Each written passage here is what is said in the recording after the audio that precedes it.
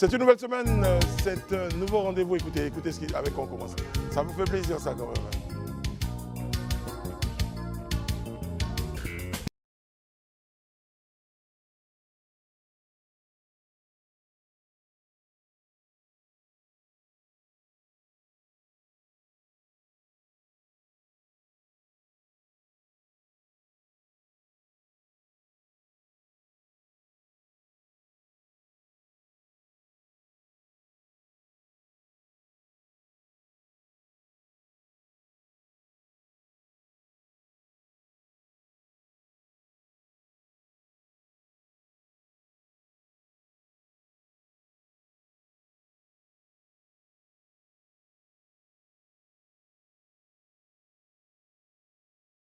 On voit quand même que Live TV est suivi là-bas, parce que oui, j'ai reçu des témoignages et les gens ont tenu en tout cas à dire à saluer déjà l'équipe, mais en tout cas nous encourager.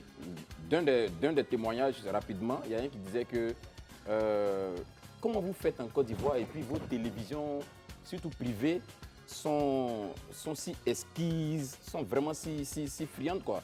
Donc je lui ai dit, ah ben nous on est les derniers à rentrer dans, comment on appelle ça, la libération de l'audiovisuel, mais apparemment on dirait que c'était un mal pour un bien. Parce que quoi qu'on soit venu en retard quand même aujourd'hui, dans le milieu audiovisuel de la sous-région quand même, on voit quand même que les télévisions ivoiriennes se positionnent bien. Les derniers sont toujours les plus marquants. On va vous rappeler le principe de la prise de parole. Ah, j'ai oublié. Bonsoir Daouda, Sa Majesté, comment allez-vous? Salut Brice, ça va très bien et toi? Ça va, je vais très bien. Ouais. Vous étiez à Abidjan? Oui, j'étais à Abidjan. Je me suis reposé un peu, voilà, avec madame. Après, j'ai été... Oui, je me suis reposé avec madame. Après, j'ai été amener ma fille au zoo d'Abidjan. On s'est promené un peu et puis voilà. C'est vraiment sympa. Très bien. Maintenant, je ne sais pas si tu as l'esprit un peu tordu. Mais bon.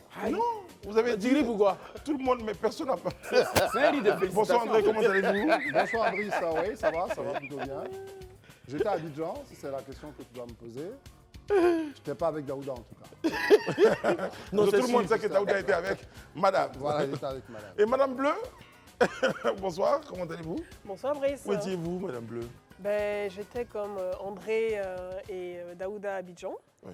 Je suis passé une fin de semaine. Non, ne fais pas comme Daouda, comme André, mais pas Daouda. Parce que Oui, Daouda, non, bien sûr, oui. C'était particulier, il est allé aux eaux, tout ça. Je me repose, mais voilà. Quoi. Voilà, tout simplement. seul. Non, Pas comme Daouda, vous reposez pas comme Daouda.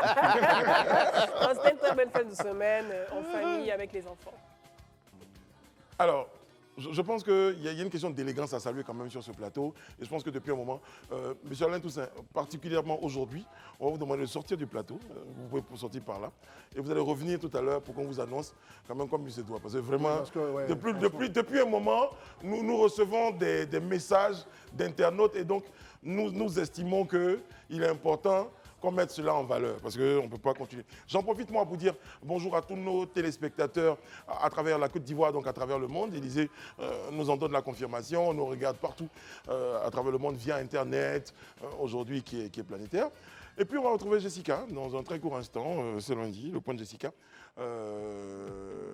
Maintenant, donc... Jessica qui nous rejoint sur le plateau comme à 7h, bien sûr, s'il vous plaît. Merci.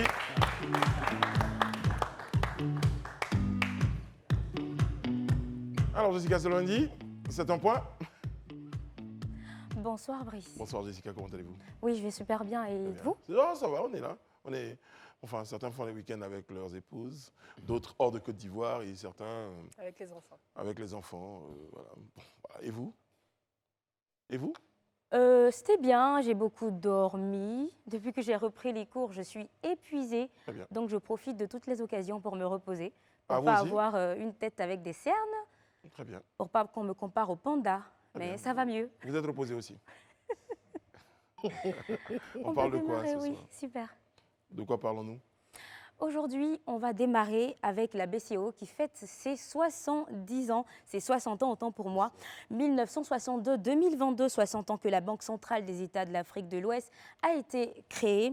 Les festivités entrant dans le cadre de cette célébration démarrent le jeudi 24 novembre 2022 pour une durée de 2 jours. Plusieurs activités sont prévues. Un symposium international sur les banques centrales dans un monde en mutation sera organisé ce jeudi. Suivra la cérémonie officielle d'installation du nouveau gouverneur de l'institution financière, M. Jean-Claude Cassibrou, le 25 novembre 2022. Ces 60 ans d'existence marqueront le début d'une nouvelle ère pour cette institution financière qu'est la BCEAO. D'autres perspectives seront abordées à l'occasion de cette célébration, notamment la disparition du franc CFA qui sera remplacé, comme on le sait, par une nouvelle monnaie nommée ECO.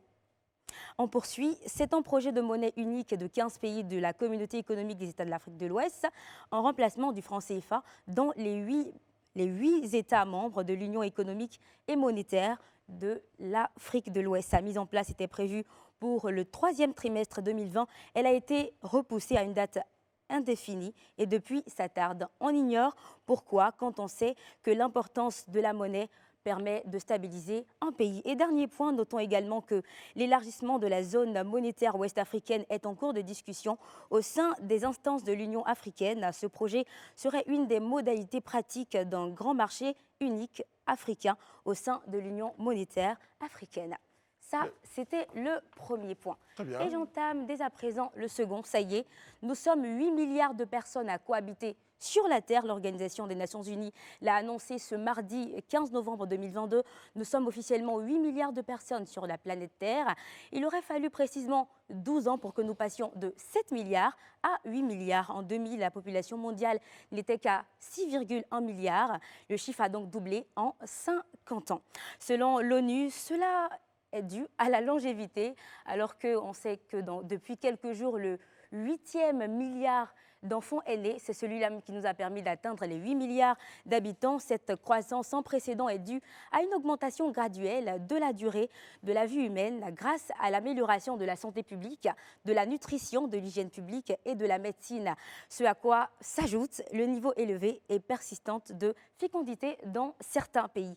Ce chiffre élevé pourrait faire peur, mais Natalia Kanem, directrice exécutive du Fonds des Nations Unies pour la population, se voulait rassurante le mois dernier lors de la conférence de presse. Selon elle, certains s'inquiètent du fait que notre monde soit surpeuplé avec beaucoup trop de personnes et de ressources insuffisantes pour assurer leur subsistance. Elle affirme que le simple nombre de vies humaines n'est pas une cause de crainte pour l'épanouissement de la planète Terre et de ses habitants. Ce sera tout pour moi ce soir. Je vous souhaite une excellente émission. Merci Jessica. Bon lundi à vous. Bonsoir. Merci. S'il vous plaît, on accompagne Jessica avec des ovations. Merci. On se retrouve vendredi. Bon, on est 8 milliards, après on sait pourquoi. Hein. Quand Daouda se repose comme ça avec sa femme. Non, ce n'est pas de ma faute. Ce n'est pas de ma faute aussi si tu n'aimes pas te reposer. Hein. Tu aimes plus les gombo que te reposer. Bon, s'il vous plaît, mesdames et messieurs, c'est un moment important de cette émission. Nous saluons parce que les téléspectatrices en particulier apprécient, ont apprécié la rare élégance sur notre plateau et la constance dans son élégance de M. Alain Toussaint, notre mannequin du soir. Alain Toussaint, sous vos ovations. Voilà. voilà.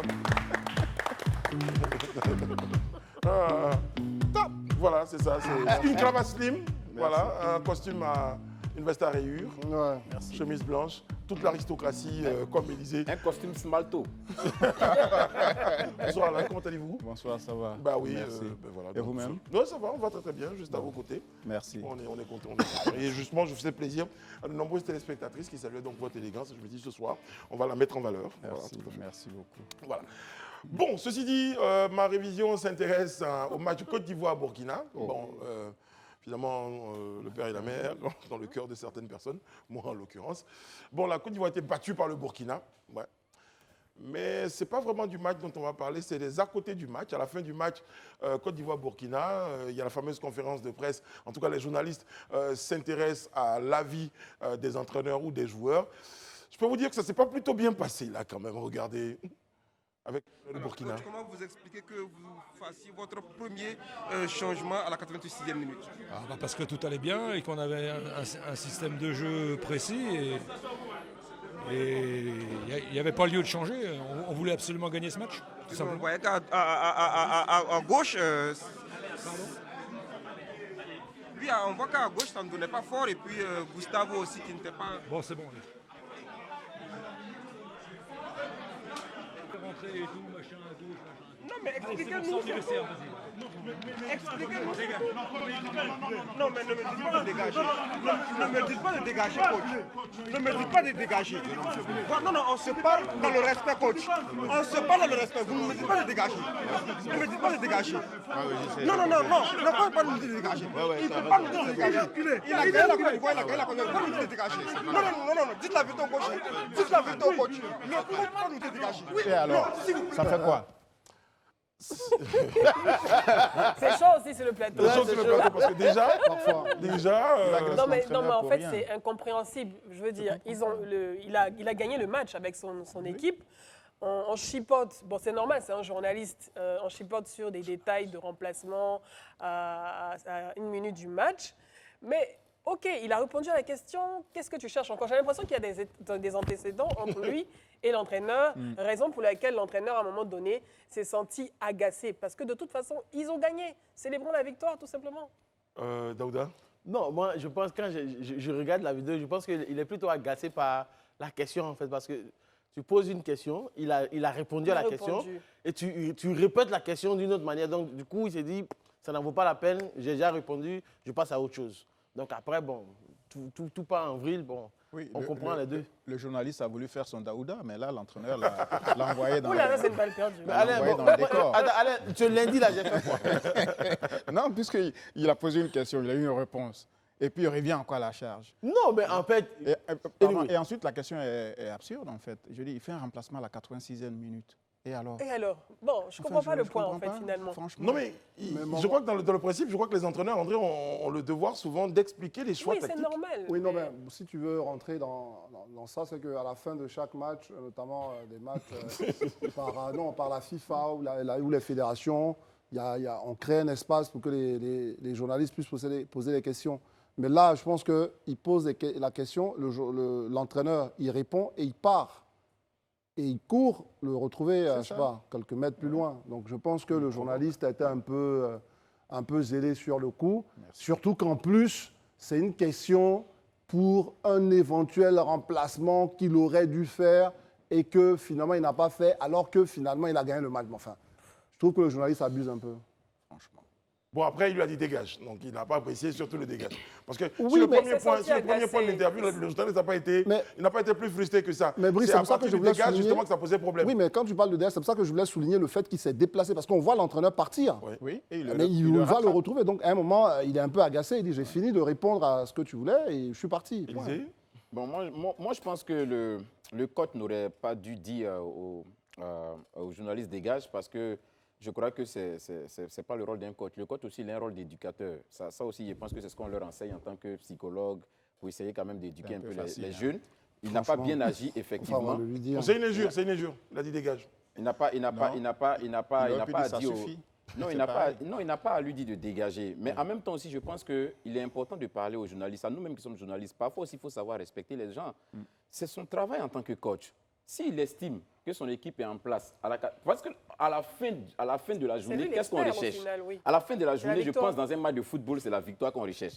Que le gars ait sorti un joueur, qu'il ne l'ait pas fait sortir, le résultat final, là, il est en notre faveur. On a gagné le match. Pourquoi il a attendu 86e minute? Mais c'est lui l'entraîneur, c'est ce qu'il fait de sa vie. C'est son métier. C'est comme si je venais dans ta rédaction, toi en tant que journaliste, me dire pourquoi tu écris A? Mais encore que la question, je ne sais pas si vous êtes comme moi du même avis, mais la question en elle-même ne pose pas problème. C'est l'insistance peut-être après. Oui, mais voilà. Sinon, pourquoi vous avez choisi? Non, c'était un choix tactique. Il a même répondu. Oui, alors, il a été quand on revoit la vidéo, on va la revoir. Brice, on va la revoir peut-être pas. Avec le son, tu veux le revoir? Oui, on va la revoir avec le son parce que vous allez voir à un moment donné, comme on dit en Côte d'Ivoire, le visage de l'entraîneur se gâte. À la première question, regardez. La question n'est franchement pas la première question. Comment vous expliquez que vous fassiez votre premier changement à la 86e minute? Parce que tout allait bien et qu'on avait un système de jeu précis et il n'y avait pas lieu de changer. On voulait absolument gagner ce match. On voyait qu'à gauche,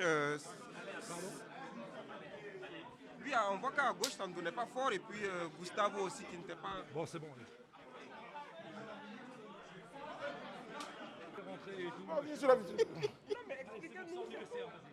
Bon, ok. Non, mais justement, je voulais prendre la parole pour revenir sur parce que tout le monde, Élisée a parlé, bon, c'est après qu'Élisée quand même a resitué les choses. On parle d'un entraîneur qui doit être pédagogue ou être un éducateur, tout ça, je comprends. Mais bon, il y a une réaction aussi qu'on doit avoir naturellement face à des intrusions. Parce qu'à un moment, il ne faut pas non plus déconner. On est dans les vestiaires. Ce dernier, il pose une question, l'entraîneur est disposé à y répondre. Sauf qu'après, il peut mettre fin à l'interview. Oui. Donc, quand il met fin à l'interview, on ne va pas le courser pour essayer encore de lui faire dire... voilà. Donc, quelque part, à un moment, c'est un signe d'agacement. Je peux comprendre qu'il se soit un peu... Mais il faut aussi prendre en compte ce qui déclenche tout ça. C'est son intrusion. Donc, le processus, c'est la première question, l'insistance qui entraîne donc la non-réponse de l'entraîneur. Et le journaliste, c'est ça un peu floué, donc il va insister. C'est une question même qui n'arrive pas. C'est une seconde question même qui n'arrive même pas à formuler finalement, parce qu'il a obtenu la réponse de l'entraîneur. Il veut formuler une seconde question peut-être pour rentrer dans des détails que lui-même, il ne maîtrise pas.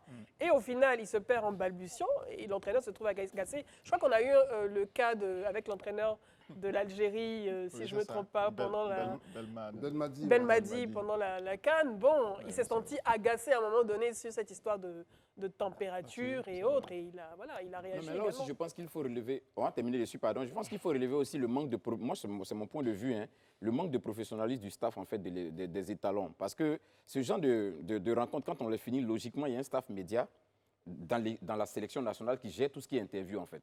Donc, quand l'interview est finie, le staff média dit carrément aux journalistes, l'interview est finie. Et on retire l'entraîneur, on retire les joueurs éventuellement qui devaient intervenir, et puis c'est fini. Non, mais là, Élisée, je pense que... Bon, d'abord, c'était un match amical.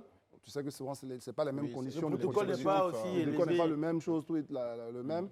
Et là... Je pense qu'ils acceptent, ils organisent l'interview. Oui, c'est organisé. organisé. Sauf que c'est l'entraîneur qui met fin à l'interview parce qu'ils trouvent que ils n'ont plus de questions intéressantes à lui poser. Oui, mais dès l'entraîneur met fin à l'interview, les gens du staff ne peuvent pas dire on continue l'interview. Je suppose qu'il a mis fin à l'interview est finie, on s'en va. Donc, les journalistes les poursuivent pourquoi? Logiquement, ceux qui sont chargés de faire, disons, d'organiser les interviews, c'est à eux de dire aux journalistes, non, l'interview est finie, le coach s'en va. C'est fini, tu n'as pas besoin d'insister. L'entraîneur est parti, le journaliste l'a trouvé là-bas. Terminé, on n'en parle plus. Merci. Bon, une chose est sûre, je n'ai pas envie de vous dire le mot. Bon. Alors, on parle de football. Hein. La transition a été trouvée là pour évoquer la Coupe du Monde, au Qatar. On a tous, en tout cas, moi, je ne regarde pas le foot, donc vous comprendrez, je n'ai aucune information. Et je compte sur vous d'ailleurs. Tu ne regardes pas le foot, mais la cérémonie d'ouverture a quand même pu t'intéresser. Exactement, elle a retenu un tout petit peu mon attention au regard de tout ce qui avait été dit avant. Donc, j'allais par curiosité voir ce que le Qatar allait nous servir. Avis sur ce que vous avez vu à propos de la cérémonie d'ouverture. Moi, j'ai vraiment aimé la cérémonie d'ouverture de la Coupe du Monde au Qatar. C'était une cérémonie assez sobre. Il y avait beaucoup de messages. Surtout, j'ai aimé le moment où Morgan Freeman, l'acteur américain, discutait avec le jeune qui souffre de handicap. Voilà. Et c'était un moment de cohésion et de partage. Très bien. Mais pour moi, au-delà de tout ça, la plus grande chose, c'est qu'aujourd'hui, le Qatar a gagné sa Coupe du Monde. Très bien. On va regarder une vidéo justement relative à cette cérémonie d'ouverture. On revient juste après.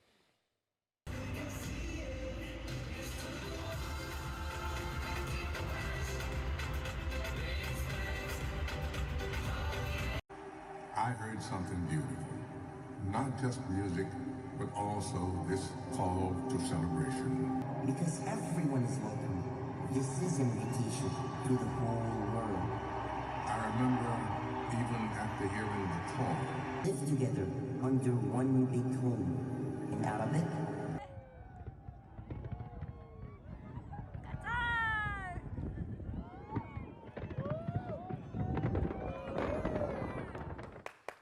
Bravo au Qatar.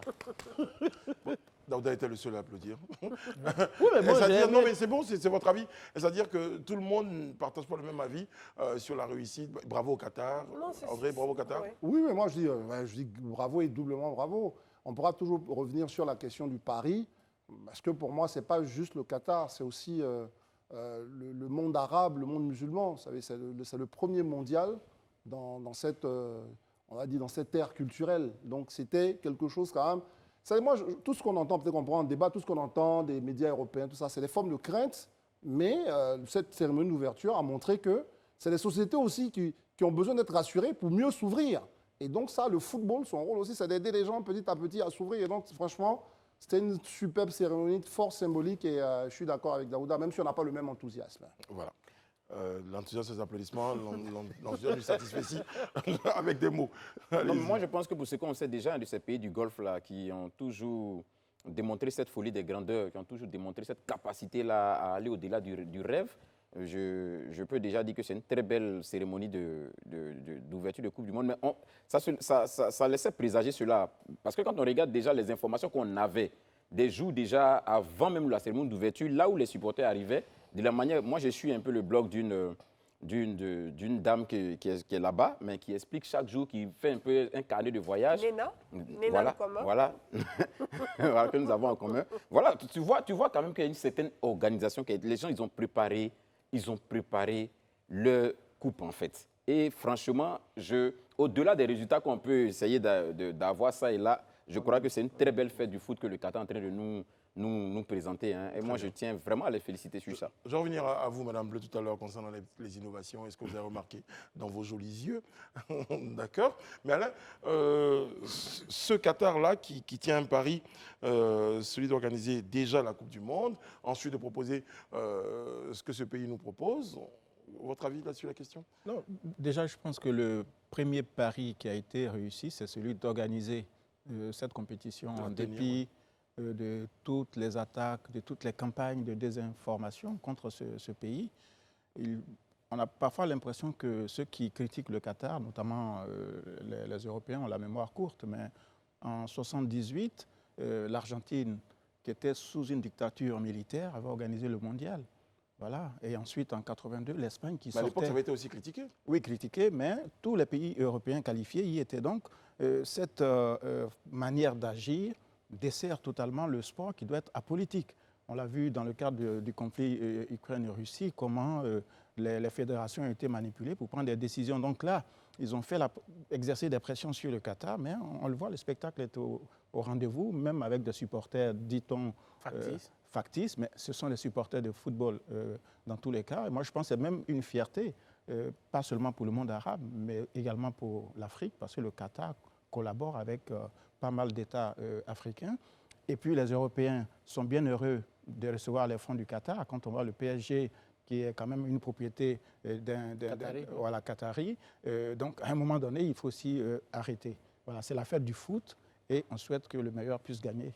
Non, mais moi, sur l'histoire Bon, pour une fois, je vais rejoindre Alain, mais je vais préciser sur l'histoire des faux supporters. C'est-à-dire qu'en fait, j'ai la campagne de presse qui peut être avec des éléments culturels européens, admettons, mais là où ça dénote un peu, c'est que en faisant ça, mais beaucoup de supporters européens ont sans doute eu peur de partir. Mais enfin, vous voulez que les Qataris fassent quoi? Il faut qu'à un moment, ils mettent des gens au terrain. C'est-à-dire que si vous aviez encouragé vos compatriotes à aller découvrir une autre culture, à aller voir comment on peut rassurer les gens à s'ouvrir au monde, je pense que ça aurait pu être des supporters américains plus nombreux dans les stades ou des supporters français, etc.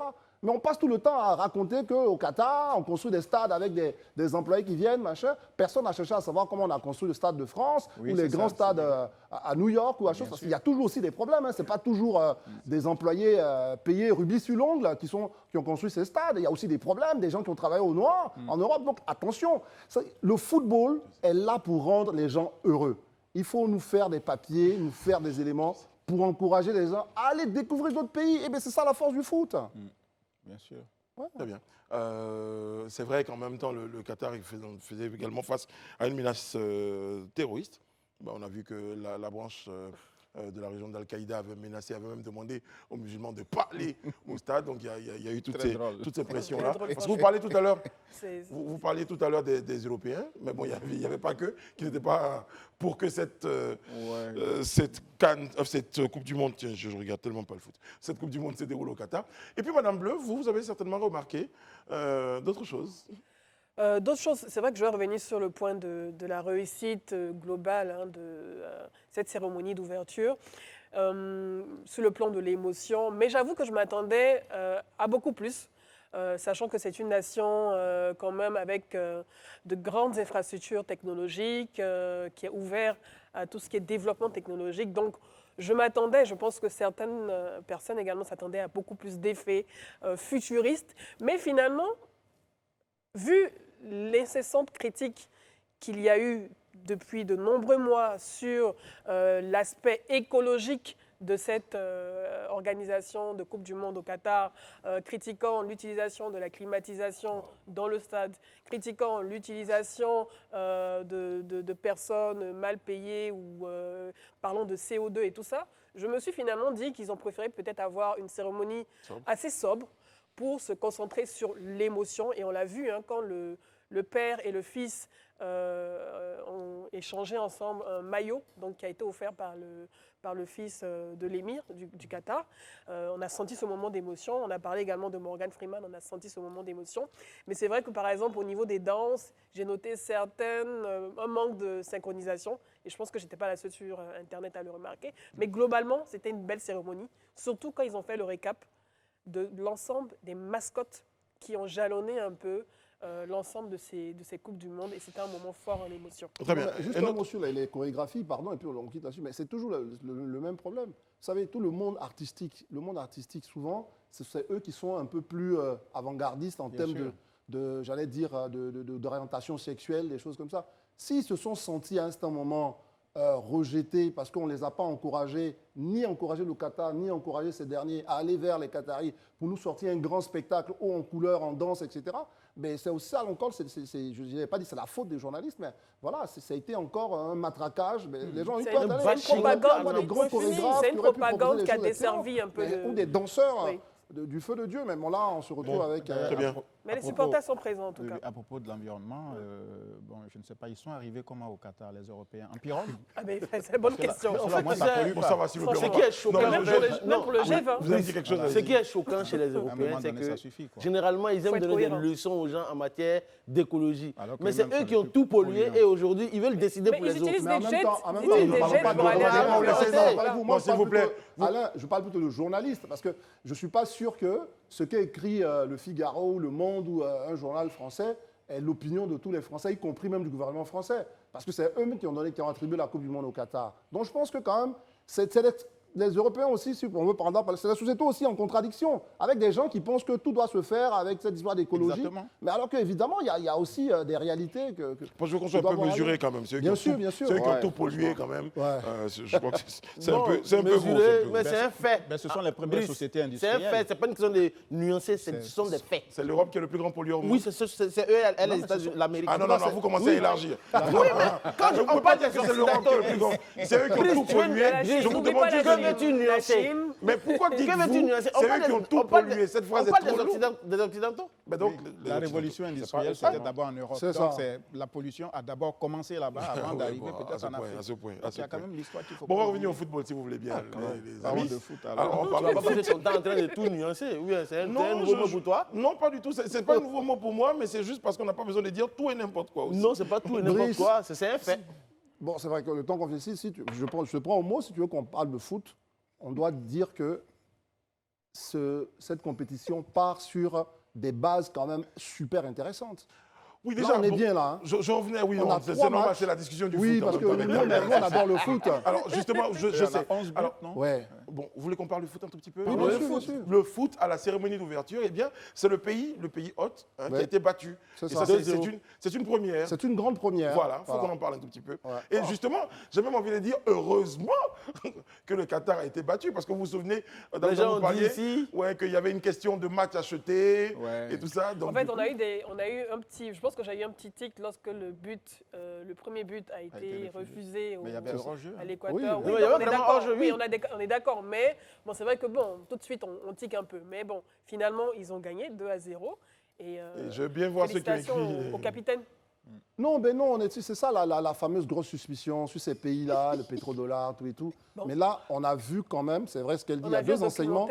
Un pays organisateur qui perd, c'est la première fois que ça arrive, mais parce que jusque-là, la Coupe du Monde a été, à part l'Afrique du Sud, a toujours été organisée quand même dans des pays qui, en matière de football, n'étaient pas parmi les derniers. Donc ça fait que, ils avaient déjà une réputation à soigner. Ensuite, ce qui est intéressant, c'est que et ça c'est un autre enseignement, ce sera la place de la technologie. Parce que quand le but là, est refusé, beaucoup se posent la question. Plusieurs minutes, nous, on ne voit pas le hors-jeu. Il a fallu la technologie, mais la précision technologique pour montrer qu'il y avait un hors-jeu, mais c'était au millimètre près, en fait. En fait, il y a toute cette suspicion-là sur le pays organisateur. On se souvient également de la situation avec le Cameroun. Ouais. Vous vous souvenez avec l'élimination, là c'était un peu gros quand même, l'élimination de 10 ou 11 joueurs d'une équipe adverse. Des Comoriens. Des Comoriens, tout le monde a dit non. Où on a vu pratiquement un joueur de champ devenir gardien de but. Exactement, c'était cocasse quand même. Voilà, c'était très cocasse. Mais moi, j'avoue que sincèrement, le Qatar a perdu. Moi, j'ai regardé le gardien, il m'a inquiété. Mais moi, au-delà de tout, même si le Qatar ne passe pas la première phase, le Qatar a gagné sa Coupe du Monde. Ça, je me rassure de ça parce que au moins, de façon géostratégique, ils ont pu organiser cette Coupe, montrer au monde entier que le monde arabe, comme tu le disais, peut s'ouvrir au reste du monde et ils se sont ouverts aux gens. Aujourd'hui, la fête, ce n'est pas chez eux. Oui, mais Daouda, moi, je pense que les Qataris eux-mêmes, dans leur âme et conscience et dans leur fort intérieur, ils ne s'attendent pas à remporter la Coupe du Monde, même en l'organisant chez eux, je ne pense pas. L'idée, comme tu le dis, c'était vraiment d'inviter le monde au Qatar. C'est aussi une manière de montrer que ce pays, depuis quelques années, a fait d'énormes progrès et est en train de compter aujourd'hui dans le monde, surtout au niveau du football, en investissant dans le football à l'étranger. Donc c'était une manière, une juste rétribution de revenir sur leur terre pour leur dire qu'effectivement, nous, on a décidé de faire du football l'un des axes majeurs, en tout cas de notre ouverture. Donc vraiment, c'est ce message qu'ils ont voulu donner. Sinon, je ne pense pas que le Qatar, en décidant d'organiser la Coupe du Monde, c'est parce qu'il espère peut-être remporter cette Coupe du Monde. C'est une belle diplomatie culturelle parce qu'en général, on pense plus à Dubaï lorsqu'on est dans les Émirats arabes unis, mais il y a également diplomatie sportive également. Mais il y a aussi finalement le Qatar. On sait qu'ils ont ouvert une ligne avec la Côte d'Ivoire dernièrement avec Qatar Airways, mais c'est une diplomatie qui fonctionne et je pense que de leurs expériences, de ce qui va se passer autour de cette Coupe du Monde, on pourra beaucoup apprendre aussi pour la CAN 2023. Par exemple, je vois que tout est digitalisé. Par exemple, les tickets sont uniquement vendus en ligne. Il n'y a pas de cash, il n'y a pas de moyens de paiement en espèces. Et c'est des expériences qu'on pourrait, sur lesquelles on pourrait capitaliser. Les tickets s'activent 2 heures avant l'ouverture du stade. Je pense que pour la CAN, on va maintenir quand même un système mixte. Parce qu'il faut aussi comprendre que le niveau de digitalisation au niveau des Émirats, du Qatar et en Côte d'Ivoire, c'est quand même très large. Non, mais Élisée... Je veux parler de l'accessibilité des populations. L'accessibilité, on parle de moyens de paiement. Là, tout à l'heure, on va recevoir quelqu'un qui est de la FinTech, mais on parle de moyens de paiement digitalisés. Oui, on aura le temps de parler de FinTech. Bientôt, en 2023, par exemple, les assurances automobiles seront digitalisées en Côte d'Ivoire. C'est un processus. Donc, c'est parce que, Élisée, excuse-moi, je sais que tu viens de Naples. S'il vous plaît, il vient de Kouébouin. Je sais que je ne suis pas sûr qu'il y aura beaucoup de supporters de Kouébouin qui vont arriver ici avec des Tesla ou des Jomolo. Je pense que quand même, la majorité des supporters qui sont ici auront des smartphones. Et des moyens de paiement mobile. Mais au-delà de ça, c'est que on a tous des smartphones. Mais au-delà des smartphones, vous êtes en train de parler quelque chose qui n'est pas encore arrivé. Au-delà des smartphones, aujourd'hui, les compagnies de téléphonie mobile ne se limitent pas qu'aux smartphones. Même avec les codes USSD, on peut faire plein de choses. Donc, en gros, il ne faut pas dire que ce n'est pas possible. Mais je n'ai même pas dit que ce n'est pas possible. Non, je vais répéter. Je n'ai pas dit que ce n'est pas possible parce qu'il faut que les télésphonaires sachent ce qu'on a dit. Je n'ai pas dit que ce n'est pas possible. On ira avec la formule mixte. C'est ce que j'ai dit. Il a juste dit qu'on irait avec la formule mixte. Voilà, on ne va pas plus loin sur le débat. Non, pas du tout. Non, ne rajoutez rien. Sur ce qu'Élise avait dit tout à l'heure. Non, pas du tout. Moi, je veux par contre rajouter quelque chose. Je suis allé rechercher. On est en pleine dictature ou on est où là? Oui, bien sûr, on est en dictature. Vu que je suis Annie, donc je vais chercher. Alors, en quoi c'est utile? Eh bien, je vous dirai tout à l'heure. Quelquefois, c'est utile. Alors, le classement des pays les plus et les peuples industrialisés, donc qui apparaissent donc comme les pays les plus pollueurs au monde. La Chine avec 9,9 milliards de tonnes de CO2 émises en grande partie donc. Ensuite, les États-Unis. Et après, il y a l'Inde. Vient ensuite l'Allemagne en 4e position. Donc, quand je nuance, vous comprenez pourquoi je nuance. Au commenment était l'Europe. Oui, mais on n'est pas dans le commencement. On parle de maintenant. Il a raison. Non, on n'est pas dans le commencement. C'est pour ça, Brice, mais si on prend les autres pays, quand on cumule pour l'ensemble des pays européens, est-ce que tu regardes bien, ça n'atteint pas celui des États-Unis ou de machin. Si on cumule celui des Européens. On dit aujourd'hui. C'est une question que je pose. Quand on cumule les pays européens. Continue ta recherche. Mais oui, mais justement, c'est pourquoi je sous-entends qu'il ne faut pas tout de suite dire que les plus gros pollueurs. Voilà. Donc je demande juste qu'on nuance. globale. Mais après, on n'a pas dit un pays de façon précis. Vous avez dit les Européens. Vous avez dit les Européens. Oui, voilà, tout le monde a dit les Européens. Et on avance là-dessus. Voilà, je ne peux pas vous laisser dire ça. Brice a raison. Mais je ne vais pas avoir raison, je demande juste qu'on nuance. Mais tu as raison, juste voilà, en plus. pour ne pas juste dans vos déclarations. Voilà. Vous êtes d'accord que j'ai raison? Je suis d'avis avec Brice. Merci, merci beaucoup. Alain est au commencement. De la contestation. Bon, sale temps pour les fraudeurs, je dirais. 331 d'entre eux ont été sanctionnés pour les concours donc, des inspecteurs d'enseignement, des enseignants, des élèves et des surveillants donc, des centres de composition. Il leur s'est appliqué donc, la décision du ministère du MENA. C'est ça. Ministère de l'Éducation nationale et de l'alphabétisation. De l'alphabétisation, donc, avec des chiffres. Et ça fait peur, ça, Daouda. Oui, ça fait peur, ça fait peur, mais moi... Lui aussi, il reprend, ça fait peur. Qu'est-ce qui fait peur? Oui, je dis, les 331, quand on parle des 331 surveillants, professeurs, instituteurs et autres qui se sont fait, et même il y a des élèves, qui sont parmi tout ce nombre-là, qui se sont fait prendre pour tricherie. Pendant les examens, la grande tirage de l'année passée. Et donc, ça fait peur. Oui, ça fait peur. Ça fait peur. Ça fait peur, ça veut dire qu'on a une société qui a un délicat sens. Non, mais quand des professeurs vont... Ce que vous faites là, c'est ce qu'on dénonce pour les médias. Mais André, si tu ne nous laisses pas parler... Qu'est-ce qui fait peur? Non, la tricherie. Donc, la tricherie avec des enseignants, ça ne te fait pas peur, toi? Ça ne me fait pas peur. C'est normal je pour toi. me réjouis. Oui, mais après, c'est vos avis. Le mauvais grain. Voilà. Comment? Je me réjouis qu'on ait extirpé ces derniers. Mais vous choisissez de voir le verre à moitié Je suis plein. plutôt confiant. L'autre voit le verre à moitié vide. C'est la démocratie. Vous avez peur? Tu te réjouis qu'on ait pris des gens. Moi, ça me fait peur que des enseignants soient pris. C'est quoi le problème? Non, mais donc, du coup, on peut avancer? Je trouve que c'est très cohérent comme façon de voir. Donc, en gros, je veux dire, il y a pour les enseignants qui sont des enseignants qui sont du secteur public, ils seront interdits d'enseigner et il y aura des poursuites. Non, ils seront interdits de participer à des examens à grand tirage et il y a des poursuites judiciaires. Pour les enseignants du privé, eux... On parle de suspension de l'autorisation. Voilà, et il y a 5 ans, pendant 5 ans, ils ne pourront pas passer de concours d'administration publique. Pour le privé, c'est 2 ans. Voilà. Suspension d'autorisation d'enseigner pendant 2 ans, plus interdiction de participer aux examens et concours pendant 5 ans. Voilà, on a les sanctions dans leur ensemble. Mais là où moi je trouve que, excusez-moi, hein, je vais juste revenir dessus, mais pourquoi pour les enseignants du public, c'est juste une interdiction permanente de participer aux examens et concours, plus poursuites judiciaires, suspension d'autorisation. Ah ok, c'est bon. Très bien. Qu'est-ce qui est bon? Très bien. Non, j'ai vu l'interdiction permanente. C'est permanente que je n'avais pas vu en fait. Très bien. Donc, comme j'ai vu l'interdiction permanente, oui. Pour les enseignants agents du privé, ce n'est pas permanent. Oui, mais du pourquoi cette discrimination face à... C'est comme si on me dit, on a 2 voleurs, l'un est instituteur à l'EPP, je ne sais pas, public, et l'autre est instituteur à l'EPP privé, mais ils n'ont pas le même type de sanction. Pourquoi? J'estime que la c'est un débat qu'on peut ouvrir. Mais en fait, pourquoi, selon moi, pourquoi est-ce qu'ils font cela en fait? Si on remarque bien, pour ceux qui sont fonctionnaires, tu sais que c'est très difficile de renvoyer un fonctionnaire de façon systématique. Ça répond à des processus, à une procédure. Maintenant, pour l'enseignant du privé, bon, suspension d'autorisation d'enseigner pendant 2 ans. Seulement. Ce qui est normal. Et 5 ans, pendant 5 ans, il ne peut pas passer les concours. Alors que c'est permanent pour celui du... en fait, voilà, l'autre, il est renvoyé carrément de l'enseignement. On dit interdiction permanente de participation à des examens. Oui. On ne lui réussit pas son... Mais ce qu'André remarque, c'est que ça fait 2 poids 2 mesures. Oui, 2 poids 2 mesures. Mais parce que en tant que fonctionnaire, en fait, la probité doit être la chose la mieux partagée, en fait. Mais sauf que, je veux dire, le résultat, parce que 2 ans après, celui qui est dans le privé, là, qui était quand même un truand, il revient, enfin. Si tant est il revient comment? Mais il peut revenir. 2 ans, c'est ce qu'on dit. Il a suspendu 2 ans et 5 ans. C'est-à-dire qu'il peut revenir. D'abord, il peut revenir enseigner et il va continuer de dire aux élèves, bah, écoutez, je vais vous apprendre quelques techniques de triche. Ça, c'est déjà ça. Et en plus, 5 ans après, il peut revenir. Je suis d'accord avec Alain parce que donc, à un moment, il faut être cohérent.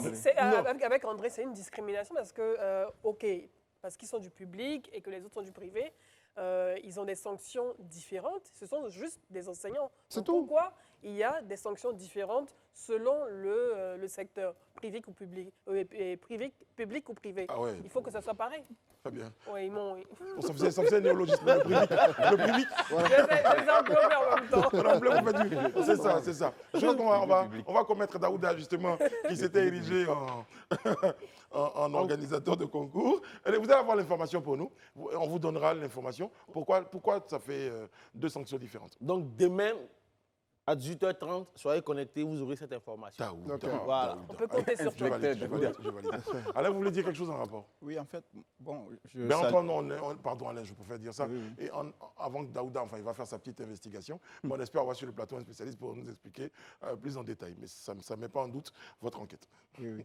Bon, il faut saluer cette volonté de moralisation, mais on a parfois l'impression que nos institutions ont toujours la main lourde vis-à-vis d'un certain nombre de nos concitoyens selon leur catégorie. Ici, on a eu quand même, il y a plusieurs mois, des directeurs généraux d'entreprises publiques qui ont été mis à la porte. On n'a pas su le motif de leur renvoi, mais il se susurrait dans l'opinion que c'était pour leur mauvaise gestion. On n'a jamais eu la suite de tout cela. Donc, à un moment donné, il faut aussi ne pas donner de mauvais signaux. Tous les citoyens doivent être logés à la même enseigne. Voilà, moi, je suis pour que des mesures soient prises, mais dans le même temps, ceux qui gèrent l'argent public et qui se sont rendus apparemment coupables ou bien qui se sont rendus coupables de mauvaise gestion, il faut aussi qu'ils rendent des comptes pour que l'opinion soit éclairée. Donc, parce que là, très souvent, on parle des policiers qui seraient corrompus, on parle des médecins corrompus, on parle maintenant des enseignants voleurs d'examens, tricheurs, etc. Mais que dit-on de ceux qui sont au sommet ou pas loin du sommet? Donc, à un moment donné, il faut que nos sociétés, si elles veulent être vertueuses, ne fassent pas de tri, que tous les citoyens soient logés à la même enseigne. Très bien. Les amis, j'ai un autre point.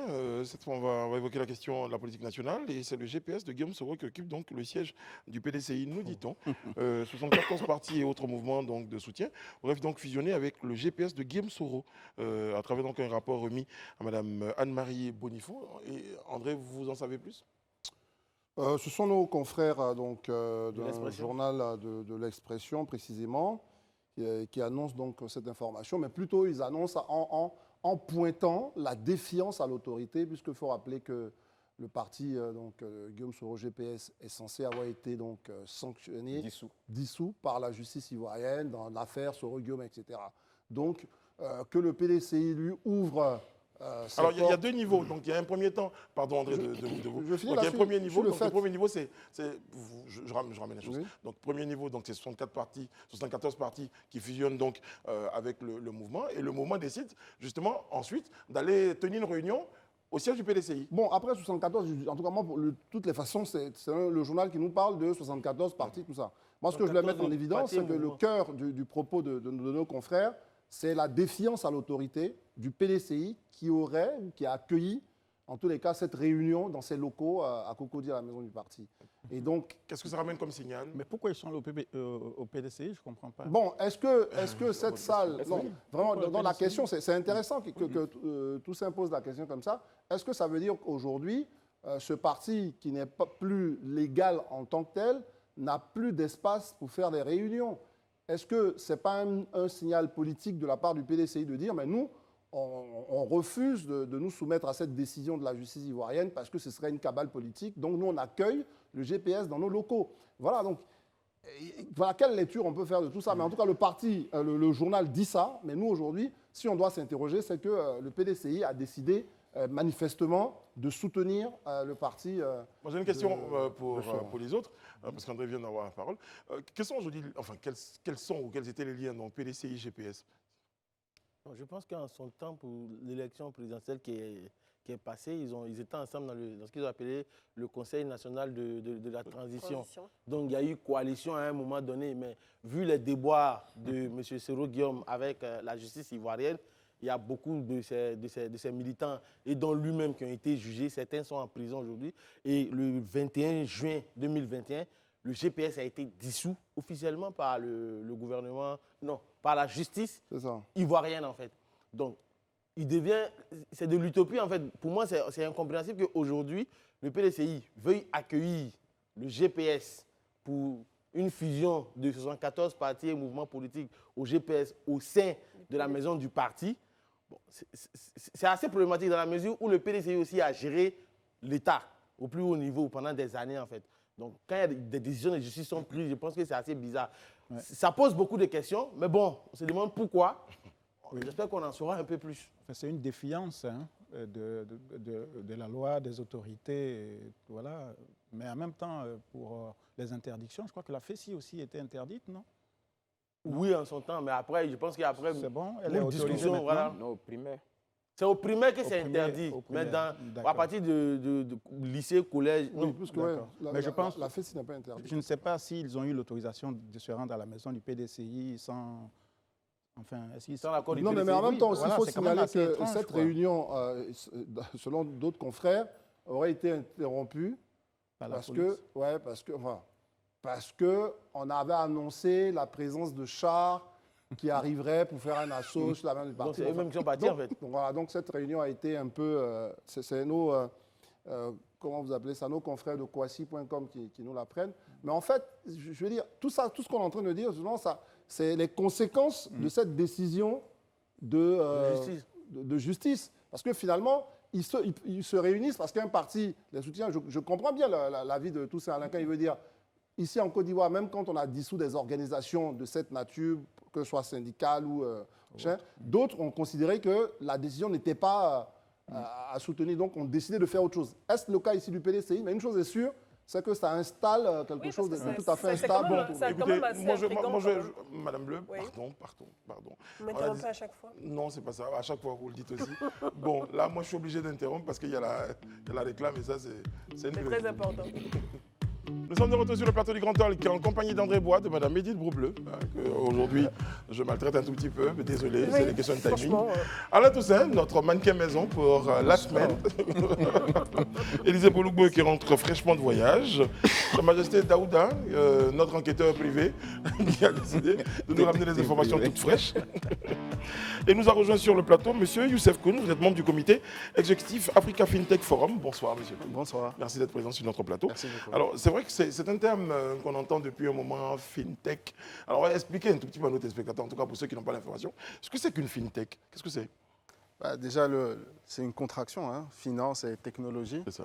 C'est au moment où la technologie devient plus importante pour apporter le service financier. On a un exemple très clair, tout à l'heure, vous parliez d'assurance digitale ou des choses comme ça. C'est le moment où on oublie de passer par le réseau d'agences et on va dire on va passer par le digital. Et dans le digital, il y a deux niveaux. Il y a ce qu'on voit, c'est-à-dire sur un téléphone mobile. Il y a aussi toute la technologie qu'on utilise qui est cachée, l'intelligence artificielle, les algorithmes, etc. et qui aujourd'hui améliore la productivité aussi du secteur financier. Donc en gros, pour simplifier, une FinTech, c'est une nouvelle façon de dire qu'on va apporter un service financier où il y a un peu plus de technologie que le service lui-même qui est extrêmement basique. Très bien. On a remarqué ces dernières années qu'il y a eu beaucoup d'injections d'argent, donc au niveau des fintech locales. Quand je parle de fintech locales, je fais référence par exemple à Sinetpay qui a levé 4 milliards de dollars. Ce sont des fintech ivoiriennes. Par exemple, Julaya qui a levé, je pense, plus de 5 ou 6 milliards de dollars. Quel est selon vous l'état des lieux de la fintech, en tout cas des entreprises fintech ouest-africaines en ce moment? Alors, le constat, effectivement, qu'en 2020, malgré le Covid, il y a eu plus de 4 milliards d'investissements dans le secteur des fintech sur le continent africain. Et ça a doublé par rapport à l'année d'avant. Et il est prévu que ça redouble par rapport à l'année là qui est en train de venir. La fintech a de beaux jours devant. Exactement. Et les dernières études disent que le marché de la fintech en Afrique, en 2025, c'est plus de 30 milliards de dollars de revenus, pas d'investissement, de revenus. Donc forcément, n'importe qui entend ces chiffres dit je veux mettre une pièce là-dedans pour voir si ça marche. Et plus de 60% des investissements, et les cas que vous avez donnés sont très parlants, 60% des investissements vont dans les paiements. Alors pourquoi? Parce que tout simplement, on parle d'inclusion financière, on parle de ce que les banques n'ont pas fait ou ce qu'elles ne veulent pas faire, parce qu'elles n'ont pas le bon modèle justement technologique, elles n'ont pas le bon modèle organisationnel. Et donc, d'autres entreprises arrivent et disent il y a aujourd'hui 40% de personnes qui n'ont pas accès aux services financiers, ça fait une grosse partie. Comment on fait pour leur apporter juste le service de base? Et donc, juste le fait de dire j'apporte le service, ça donne de l'appétit. Et le fait de dire que le service, je vais le déployer, et l'avantage de la zone UMOA par exemple, ou la zone CEMAC, de dire je vais aller dans d'autres pays, ben, les gens sont prêts à mettre de l'argent. Si un modèle est valide dans un pays, qu'est-ce qui fait qu'il ne sera pas valide dans d'autres pays? Vous avez parlé d'erreurs des banques à un moment donné qui font que finalement on a eu ce développement de fintech local. Concrètement, comment ça se présente pour le citoyen lambda dans sa vie au quotidien? Les banques aujourd'hui sur le continent africain étaient très focalisées à financer l'entreprise d'abord. Et ensuite, on disait on fait de la banque de détail, c'est-à-dire qu'on apporte le service financier à la population. Sauf qu'il faut soit ouvrir beaucoup d'agences, parce que la population n'est pas qu'à Abidjan ou dans quelques villes. Et donc, comment on résout ce problème? Elles n'ont pas réussi à le résoudre. Et donc, c'est cette place qui a été occupée par les fintechs. Et donc, le consommateur, aujourd'hui, ce dont il a besoin, ce n'est pas forcément qu'on gère son compte bancaire, qu'on lui donne un chéquier, etc. Il n'a pas ce besoin. Il a un besoin que, quand il est en face d'un marchand, il a besoin de payer, il n'a pas d'argent sur lui, il veut que son argent soit géré quelque part. Et le meilleur exemple, ce n'est pas en Afrique de l'Ouest, Afrique de l'Est, le cas du Kenya. Qu'est-ce qui a fait que le mobile money a marché? C'était un problème de sécurité et non pas un problème d'usage, mais c'était que quand l'épicier sort son argent le soir, il se fait braquer. Donc il s'est dit, quelle est la réponse? Et donc aujourd'hui, l'avantage qu'on a, c'est un peu l'histoire des télécoms. On n'a pas besoin de mettre des câbles en cuivre, alors qu'on a la 3G ou la 4G, il suffit de mettre des antennes. Et donc c'est un peu ça ce qui est en train de se passer pour nous sur la partie financière. On n'a pas besoin d'ouvrir des agences. On peut faire autrement. Élisée, André? D'accord. Selon certains observateurs, s'il est vrai que la révolution industrielle a été portée par l'Europe, la révolution numérique pourrait être portée par l'Afrique. Est-ce que vous pensez qu'aujourd'hui on dispose de l'écosystème qu'il faut pour vraiment être, disons, en pole position sur la fintech? Alors, sur le mobile money, nous sommes déjà leaders. Aujourd'hui, plus de 180 millions de mobile money actifs sur le continent pour 650 millions souscrits. L'Europe, c'est 5 millions de mobile money actifs. Donc, on est leader on peut expliquer à l'Europe un certain nombre de sujets, et notamment comment gérer des tontines, parce que ça n'existe pas encore. Et aujourd'hui, il commence à se poser la question. Comment gérer des paiements fractionnés? Aujourd'hui, nous, on le fait naturellement, de payer en plusieurs fois, alors que ça s'appelait des crédits. En fait, payer en plusieurs fois, c'est une autre façon d'accompagner la consommation des biens et services. Et donc, c'est ça un peu aujourd'hui, là où on est bon, sur les nouveaux usages qui ensuite peuvent être redupliqués ailleurs. Maintenant, sur la technologie, on ne fait pas des bons technologiques. Hein. On utilise des choses qui existent déjà, qu'on réadapte, qu'on simplifie, de telle manière qu'elles soient consommées de la manière la plus facile. Tout à l'heure, on a parlé de l'USSD. L'USSD, vu d'Europe, ça n'existe pas. Mais il y a pas encore, il y a quelques mois, j'étais à Paris, désormais le ticket de bus se prend en USSD. C'est ça. Ça veut dire qu'il y a des usages qui font qu'il y a des personnes qui ne savent pas accéder à la technologie. L'intelligence qu'on a eue, je pense, sur le continent, c'est de rendre la technologie accessible. Pouvoir intégrer ces technologies-là à nos réalités sociales. Exactement. Et sur ça, parce que Élisée parlait d'écosystème, je veux savoir si vraiment, surtout au niveau des banques, s'il n'y a pas une sorte de... Les gros systèmes ne sont pas assez sclérosés. En 2 points, 2 exemples. Vous avez parlé donc du mobile money. On sait par exemple que le mobile money, la technologie était là, elle aurait dû être plus accessible. Il a fallu la concurrence pour faire bouger de grosses boîtes comme, je ne vais pas les citer, comme les télécoms. Et puis, d'un autre côté, c'est vraiment les banques. Je parle du système sclérosé. Les banques qui coûtent en réalité, qui coûtent moins cher que l'ancien prix qu'il y avait sur le mobile money avant la concurrence. Donc finalement, est-ce qu'on n'est pas aussi dans une question culturelle et économique? C'est-à-dire on veut gagner plus, mais en même temps on est un peu bloqué. Est-ce que ça, tu comprends un peu ma question? C'est autant d'éléments qui peut-être nous fragilisent dans le développement de... Vous avez le droit de dire si vous n'avez pas compris la question. Oui, bien sûr, c'est pour ça que je la pose. J'ai compris. En fait, vous définissez ce que je dirais après le mot disruption. C'est-à-dire que je n'ai pas envie de mettre de l'argent tout de suite. Tant que je ne vois pas si ça marche, je vais laisser des gens voir s'ils vont y réussir. Mais quand ils réussissent, je me pose la question, comment ils ont réussi? C'est ça. Et ce n'est pas avec mes moyens, c'est avec d'autres moyens. Donc je me dis, OK, j'ai les moyens financiers, les banques. Ils disent, bon, maintenant, si je veux arriver sur ce marché, j'ai eu le temps d'observer comment je fais autrement.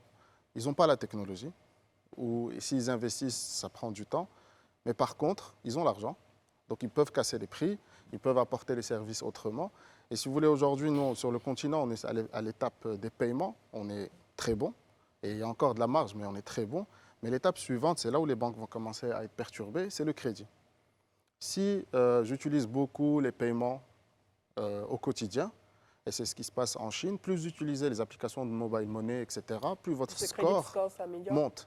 Et donc, c'est-à-dire que vous avez une ligne de crédit qui monte naturellement parce que vous consommez au quotidien de manière électronique. Donc, on vous connaît mieux, on utilise l'intelligence artificielle et les algorithmes pour mieux vous scorer. Et donc, c'est là où, sur le continent, il y aura un premier sujet, c'est qui va donner des crédits.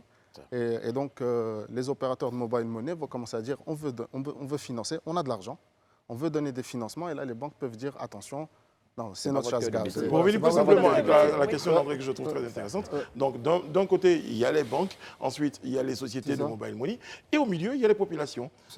Elles se retrouvent un tout petit peu drivées comme ça par des grands systèmes. Qu'est-ce qu'elles gagnent en vrai, en bien, ces populations-là? Qu'est-ce qu'on leur propose comme solution adéquate, avantage? Déjà, la sécurité, on a évoqué là, la question de la sécurité. Et déjà aussi, ce qu'on va appeler la distance au service, c'est que le digital casse ces distances. Avant, il fallait aller à une agence. Là, on n'a plus besoin. Et ce qu'on va appeler le phygital, c'est-à-dire mixer le digital et le physique, c'est les points des agents. Et c'est là où c'est intéressant ce que va faire le continent. Beaucoup de pays font ce qu'on appelle stratégie nationale d'inclusion financière. Parmi elles, ils disent qu'il faut multiplier les agents. On n'a pas besoin d'ouvrir d'agence, des kiosques sont suffisants pour servir. Donc le sujet, et c'est valable pour la finance, mais valable pour d'autres industries, c'est comment faire arriver un service, même s'il est très complexe technologiquement, le faire arriver le plus simplement possible. Et c'est là où je pense que la population, en consommant ces services, va se dire « Ah oui, c'est utile ». Et donc l'écosystème va commencer à se créer un peu tout seul autour de ces services. Très bien. Et Daouda? En gros, moi, je pense qu'il a parlé des fintech. Je pense que vous avez un forum bientôt à Abidjan. Je voulais savoir l'objectif du forum et quels sont les participants que vous attendez à ce forum. Combien de participants en gros? Alors, à ce jour, on a à peu près 500 participants déjà inscrits. On s'attend à peu près à 600 participants qui vont venir.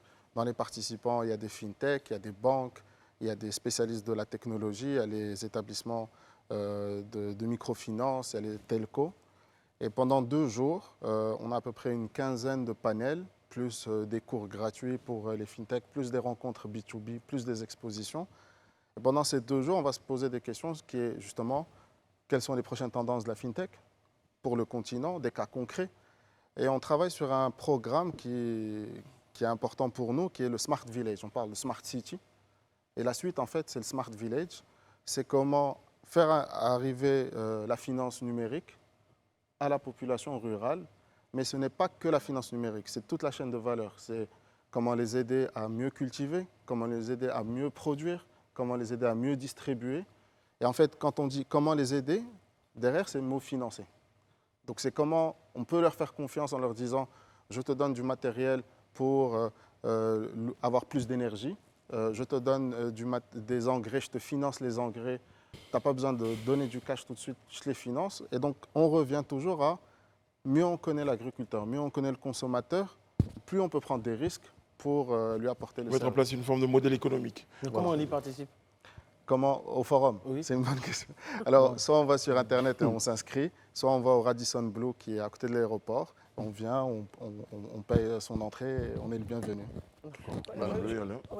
Je voudrais m'intéresser, M. Koun, aux opportunités aussi d'emploi dans ce secteur, parce que c'est un secteur qui de plus en plus attire des compétences. Et là, on est face à un défi adéquation, formation, emploi. Et on se rend compte que dans un monde de plus en plus digital, on a besoin de beaucoup de compétences, que ce soit pour la cybersécurité, que ce soit pour l'intégration des données, la protection des données. Comment, avec ces forums, vous comptez réfléchir en fait sur cet aspect emploi pour les jeunes et les aider à s'orienter? Aujourd'hui, concrètement, c'est un sujet qui est à double tranchant parce que nous, on milite justement pour que on accompagne les transformations en formation. Donc, on a des cycles de formation sur c'est quoi une start-up, comment on gère une start-up, parce qu'il n'y a pas que la technologie, il y a aussi la gestion de cette information-là. Mais c'est un risque parce que très vite, dès qu'il y a des compétences, on se les fait piquer sur tout le continent. Parce que quelqu'un qui est en bonne cybersécurité, on ne lui demande même plus de se déplacer. Il travaille de chez lui, il est payé en dollars et il fait le travail qu'il pourrait faire pour une société locale. Et donc c'est là aussi, c'est comment faire prendre conscience, que ce soit des organismes publics, privés, les politiques, qu'accompagner une start-up, c'est cet écosystème aussi avec elle, c'est-à-dire c'est des compétences. Les retenir, et les retenir et leur donner envie que ça marche. Je peux être une start-up locale, réussir, et je n'ai pas envie de faire bénéficier mon savoir-faire pour une autre start-up qui n'est pas locale.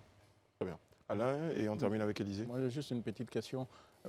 Il y a comme une sorte d'inflation de réunions sur la FinTech, etc. Est-ce que vous pensez que cela apporte quelque chose, notamment aux autorités, au gouvernement?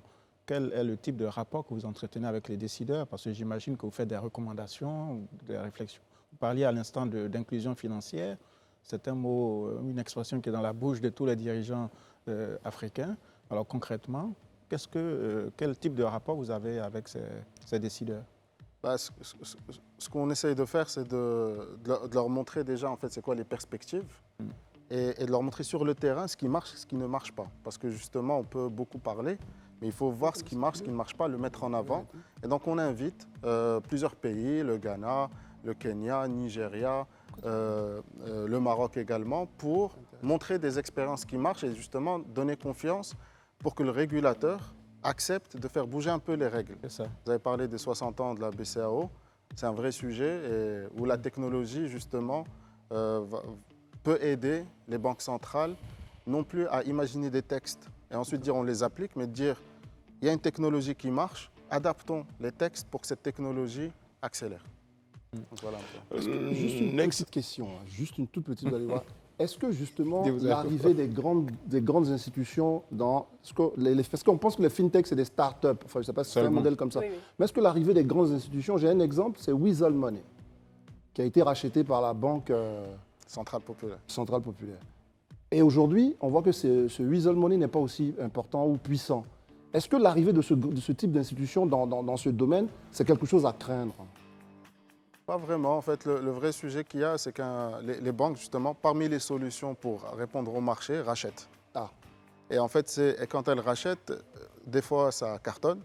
Et des fois, c'est compliqué parce que c'est deux mentalités totalement... C'est pas la même culture. C'est pas la même culture. La même agilité. Voilà. En Europe, vous avez des exemples où des banques achètent à des milliards et elles tuent la boîte. Et après Et le régulateur, qu'est-ce qu'il fait, notamment parce que le secteur bancaire est quand même assez organisé. Non, ça devenait passionnant en fait. Il y a des impératifs de temps. Il y a des impératifs de temps. Vraiment, vous me mettez mal à l'aise. Je vous promets que vous me mettez mal à l'aise. On a compris ton coup de gueule. Tous vous mettez mal à l'aise sur le plateau. On a compris ton coup de gueule. Et donc allez-y. Allez-y, terminez. Oui, donc en fait, pour ces sujets-là, le régulateur, en tout cas, en fonction des zones, mais en tout cas si je prends dans la zone Afrique de l'Ouest, il est plutôt intelligent, il laisse faire, et quand ça commence à déborder, il stoppe. Prenez le cas des opérateurs telco, ils ont essayé de faire un peu de crédit, il a dit non, ça, on arrête. Mais crédit... Très bien, là, quand on va commencer à déborder, il faut dire c'est exactement ce que je vais faire maintenant. Et on va juste rappeler que, heureusement, merci pour l'exemple. Hein. Le African FinTech Forum est prévu donc 22-23 novembre, donc demain. À Abidjan. Donc, pour d'autres questions, eh bien, rendez-vous au forum. Oui, j'y serai demain. Très bien, vous aurez toutes les questions à poser sur cette question. Juste derrière, on va évoquer donc la question du grand oral du Premier ministre Patrick Hachi. Merci beaucoup, M. Koun. Merci d'avoir été sur notre plateau. On y sera, on vous accompagnera. Regardez la pause, à tout de suite. Nous sommes de retour sur le plateau du Grand Talk. Hein. Ça débat tout le temps. C'est chaud en coulisses. Le Premier ministre Patrick Hachi dresse son bilan de 2022. Donc, c'était lors d'un grand oral. Un oral qui a été suivi par l'ensemble des chroniqueurs sur notre plateau et moi, bien sûr, et de nombreux Ivoiriens. Et puis, on attendait Monsieur le Premier ministre Patrick Hachi, vu que lui-même avait estimé qu'à un moment, il était important que les Ivoiriens soient informés régulièrement de l'action du gouvernement. Grand oral dans la forme, Daouda, qui aura duré 2 heures environ. Oui, ça a quand même duré 2 heures. Je pense que ce grand oral, qu'on le veuille ou non, ça s'inscrit dans l'acte de transparence même et de redevabilité vis-à-vis de ses concitoyens. Et je pense que c'était une promesse qu'il avait déjà faite lors du séminaire gouvernemental à Yamoussoukro. Et ce grand oral s'est articulé autour de 5 grands axes directeurs qui ont guidé l'action du gouvernement en 2022, notamment accélérer le chantier d'infrastructures stratégiques pour renforcer la dynamique de notre croissance, amplifier les chantiers de transformation de notre économie pour rendre les secteurs privés dynamiques et plus forts, agir pour le progrès social et la croissance partagée, et puis faut que je cite, et continuer à mener les actions structurelles qui modernisent notre pays et poursuivre enfin l'action de redressement moral du pays. Alors, je tiens à préciser l'angle de la prise de parole de ce jour. On va pour ce premier volet parler de la forme donc, tout à l'heure. Et demain, on va revenir sur les différents points donc, choisis par nos chroniqueurs pour décrypter un tout petit peu ce qui a été dit par le Premier ministre. Donc, on a parlé tout à l'heure des 5 axes. André, je me tourne vers vous, qui régulièrement invitait nos dirigeants donc, à communiquer sur l'action publique. Oui, bien sûr, non. Daouda l'a déjà dit, c'est une très très bonne chose. Il faut parler régulièrement à la presse, il faut expliquer justement le sens de notre action. Et puis, il a employé un mot très important aujourd'hui qui est aussi, Alain évoquait dans la bouche de tous les acteurs importants, la question de la redevabilité. C'est-à-dire qu'il faut absolument que, à des moments comme ça, qu'on dise à la population, chaque année, on a 10 000 ou 15 000 milliards de budget.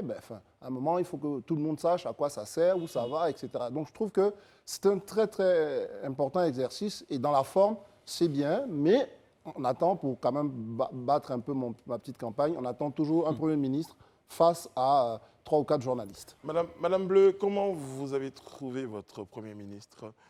Sûr de lui, qui savait de quoi il parlait dans ses propos, vous avez senti un besoin de faire passer le message, même aux contrées les plus reculées? Oui, un besoin de faire passer le message et surtout d'être proche de la population, parce qu'il n'y avait pas uniquement que des journalistes et les membres de son gouvernement, il y avait également les internautes qui avaient la possibilité de poser des questions en live pendant cette session de 2 heures. Donc c'est vrai qu'il y a des questions qui ont été sélectionnées, mais à chacune des thématiques, parce que je crois qu'il y avait éducation, il y avait société, il y avait également économie politique et internationale et sécurité. Et à chacune de ces parties, les internautes ont eu la possibilité de poser des questions. Donc il était à l'aise, on sentait en lui l'envie de pouvoir développer ces différents sujets. C'est vrai que sur certains points, il s'est beaucoup attardé lorsqu'on prend le cas de l'éducation et le cas, par exemple, des doctorants. Mais on sentait vraiment l'envie pour le Premier ministre de pouvoir clarifier certaines choses. Et je pense et j'espère que cet exercice, ce grand oral, pourra se répéter peut-être chaque trimestre, ou pourquoi pas chaque mois. On va parler des souhaits de chaque 6 mois. On va parler des souhaits après, donc je voulais juste, s'il vous plaît, connaître vos avis donc sur la forme. Après, on verra. Monsieur de Perpignan est là, juste avant le JT, on va le recevoir. Bonne nouvelle. Voilà, donc merci. S'il vous plaît, on nous passe Monsieur de Perpignan, qui malheureusement, en 2 minutes, devra nous faire le tour, à moi-même. Monsieur de Perpignan. Voilà, en 2 minutes, voilà, je vais faire le point du Premier ministre. Voilà, donc d'abord, je vous salue. On était au Qatar au début. Vous avez dit ici que le Qatar est le premier pays qui a perdu son match d'ouverture. Ouais. Oui, mais effectivement, il doit perdre parce que c'est le premier pays qui a une mascotte, non? De fantômes. Bon, ça n'a jamais vu là où ils ont... Ah oui, c'est vrai. C'était pas un fantôme, c'était pas un fantôme. Oh si, il s'envolait. Donc les chrétiens ont dû prier longtemps pour briser ça et ça a taché un peu le match. Donc le Qatar a perdu. Bon, le Sénégal, le deuxième pays, enfin, le premier pays ivoirien, attention, africain, a perdu aussi. Bon, bref, c'est que... Alors, je vais rapidement parce qu'il n'y a pas de pub dans ce que je vais dire. Voilà. Mon bricus. Écoutez, le docteur non recruté, le Premier ministre, comme vous l'avez dit tantôt, il dit, vous pouvez vous reconvertir ailleurs. C'est-à-dire qu'il y a autre chose à faire. Il y a cirage, tu peux aller casser bois, donc tu peux être chasseur. Il y a le côté artistique aussi. Ça marche pour certains, vous pouvez chanter aussi. Bref, c'est que... Non, vous ne pouvez pas dire ça. Ça, c'est bien. On dit les conversions. Attends, attends, mon bico. Et le cachet d'un artiste que vous êtes, est-ce qu'un docteur non recruté peut avoir ça? Il ne faut pas dire ça entre les docteurs sur le plateau. Non, c'est un faux docteur. Alors, je pars parce que je ne suis pas docteur. Voilà. Tu n'es pas d'accord. Vous n'êtes pas docteur, je ne suis pas d'accord. Non, mais le GPS était au PDC. Non, allez-y. C'est pour localiser la victoire en 2025. Voilà. Bon, Sharon Camara est présente sur le plateau. On se retrouve demain sur ce plateau. À tout à l'heure. Merci.